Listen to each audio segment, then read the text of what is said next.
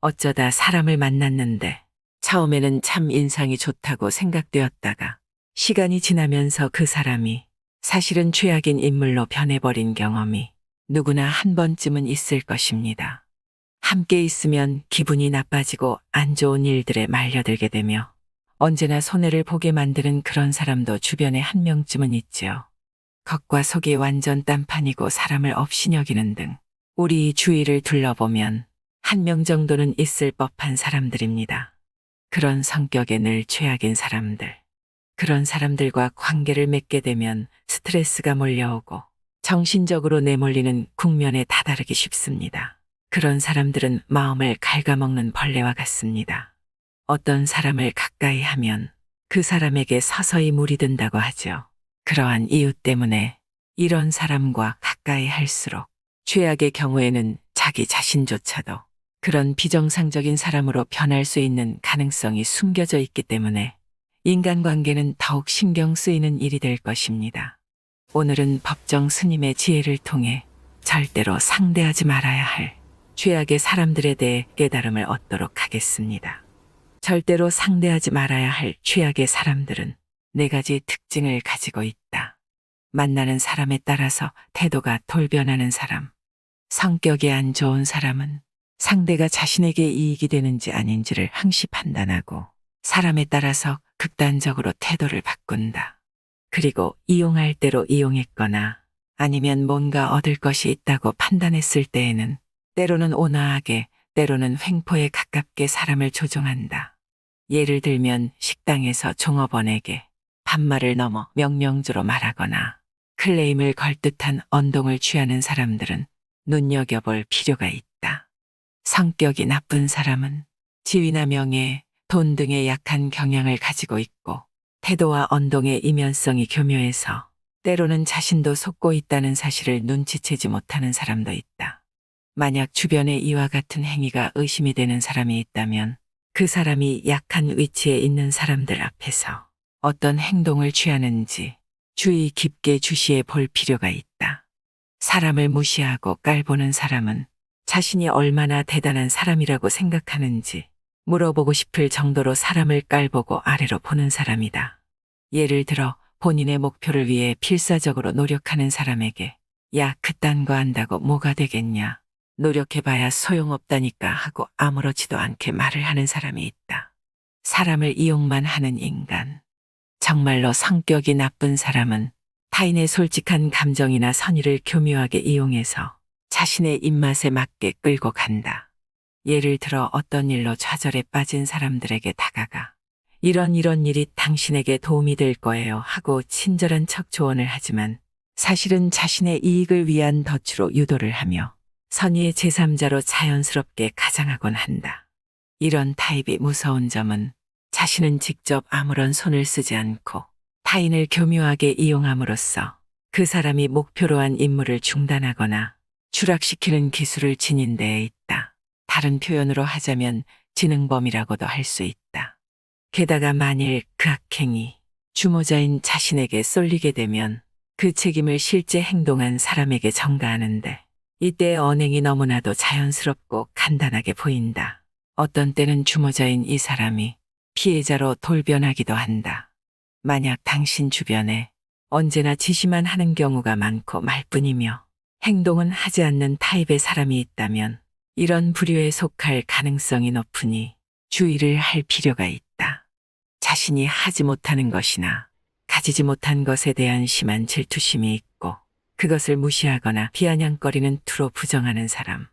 자신이 아는 얄팍한 지식을 드러내놓고 그것을 모르는 사람이 있으면 그런 것도 모르는 게 말이야 하고 조롱하고 무식한 인간 취급을 하는 사람. 이런 사람이 주변에 있는 것만으로도 자신감과 적극성이 낮아지며 최악의 경우 자기 자신의 정체성마저 잃게 될지도 모른다. 만약 그런 사람들을 부모로 두고 있다면 더 말할 필요가 없을 것이다. 이런 사람들임을 눈치챘을 때에는 위험 인물임을 인지하고 되도록 조속히 거리를 두어야 한다. 타인의 비밀이나 정보를 아무런 주저함도 없이 흘려버리는 사람도 같은 부류이다. 만일 일상적으로 항상 그런 언행을 하는 사람이 주변에 있다면 그 사람과 절대로 말을 하지 않는 것이 가장 가장 현명한 방법이다. 뒤통수에서 남의 욕을 하는 사람, 다른 사람의 험담을 늘어놓거나 쓸데없이 나쁜 소문을 터뜨리는 언행은 결코 칭찬받을 행동이 아니다. 하지만 진짜 나쁜 사람은 당사자 앞에서는 웃는 얼굴을 하고 있다가도 잠시 자리를 비운 순간 그 사람의 험담을 늘어놓는 타입이다. 특히나 악질적인 것은 마음에 들지 않는 사람을 음해하거나 자신의 이익을 위해서 의도적으로 악의적인 거짓말이나 소문을 퍼뜨리는 사람들이다. 성격이 나쁜 사람과 부딪혀야 할 때는 이 사람은 뭔가 병에 감염된 거야 라고 생각하는 것이 현명한 대처법의 하나이다.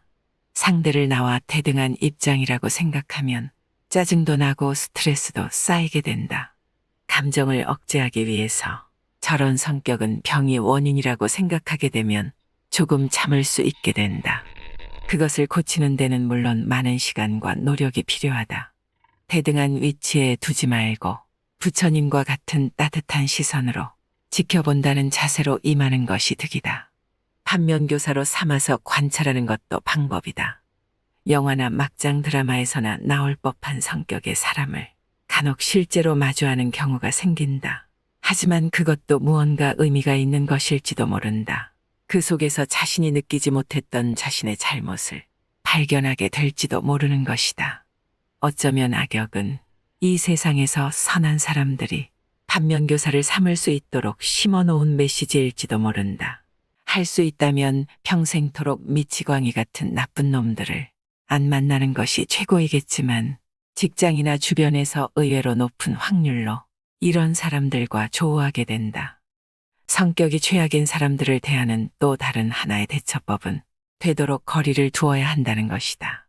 가장 좋은 것은 그 사람과 관계를 완전히 단절시키는 것이지만 가족이나 직장 상사, 동료 등 피치 못하게 얼굴을 보고 살아야 하는 경우가 있으므로 현실적으로 어려울 것이다. 이럴 때는 최소한의 접촉만으로 끝내야 한다. 충돌이나 간섭 같은 싸움은 피하는 것이 좋다. 그리고 조심해야 할 것은 실수로라도 상대의 성격을 고쳐보겠다는 등의 생각은 품지 않는 것이 현명한 것이다. 이러한 생각은 스스로에게 많은 스트레스를 가져다 줄 뿐 아니라 정신을 차려보면 오히려 자신이 그 사람에게 조종당하게 되는 상황에 빠질 수 있다. 또한 너무 티가 나도록 부자연스럽게 회피하거나 무시하는 등 돌연 서먹하게 구는 태도를 취하는 것은 나중에 싸움을 야기할 수 있는 원인이 된다.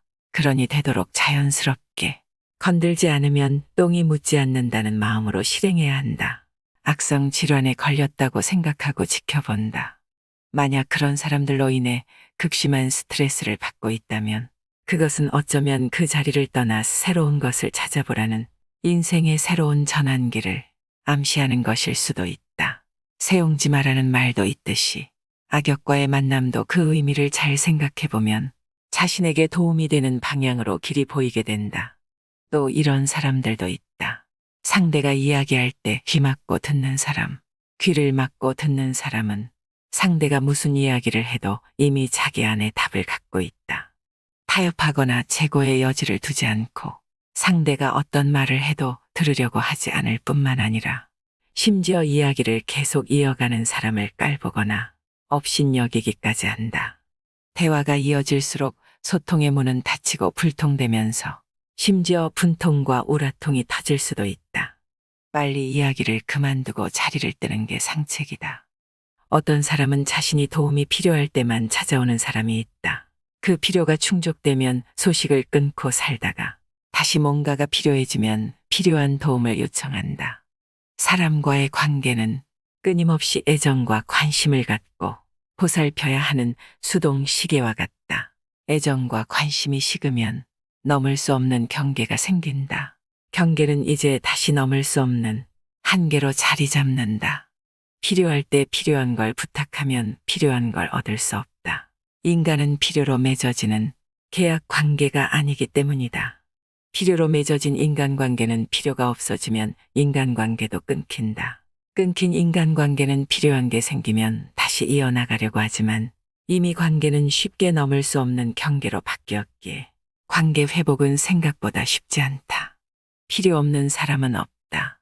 다만 상대가 지금 필요하지 않다고 생각할 따름이다. 내 이익만 챙기는 나밖에 모르는 사람이 있다. 다른 사람의 아픔에 눈 감는 사람은 사람으로서의 기본적인 윤리나 의무를 망각한 사람이다. 상대방의 아픔을 사랑하는 사람이 진짜 사랑하는 사람이다. 자기 과시에서 헤어나오지 못하는 사람이 있다. 대화를 나누다 보면 자기 생각은 언제나 옳다고 생각하면서 자신 있게 자기 주장을 펼치는 사람이 있다.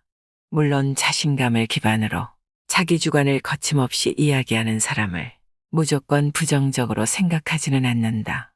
문제는 내 생각도 틀릴 수 있다는 가능성을 열어놓지 않고 자신을 맹신하는 사람의 생각이다.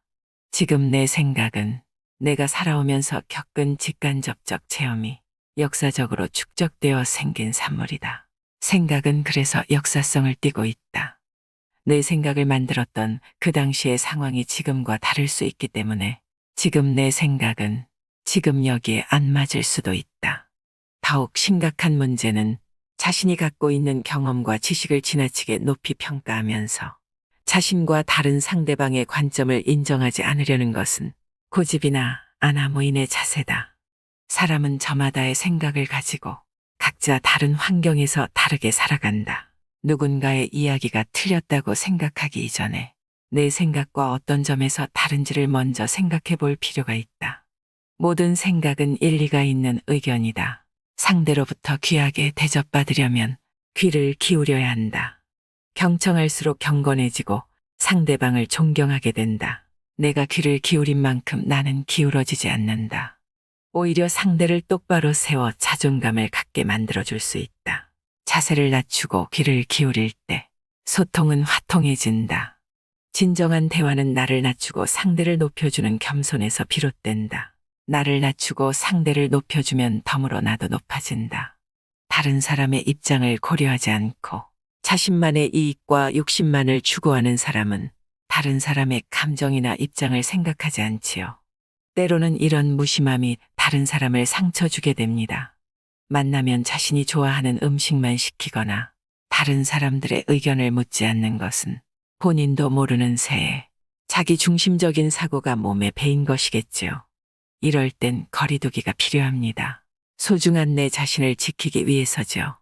비판적인 사람과는 멀리하고 그들의 행동을 내 것으로 가지고 오지 않는 것은 참 중요합니다.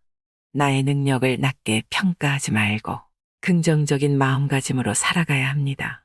나의 인생에 도움이 되지 않는 인간들과 함께 지내야 할 때에는 자신만의 가치관을 가지고 행동 원칙을 지켜가며 상호작용해야 합니다. 우리 모두는 서로 다른 인간성을 가지고 있기 때문에 누구를 만나든 지혜롭게 대처하는 것이 필요합니다. 이상으로 인생의 품격이었습니다. 하루하루 당신의 품격이 더 빛나길 바랍니다.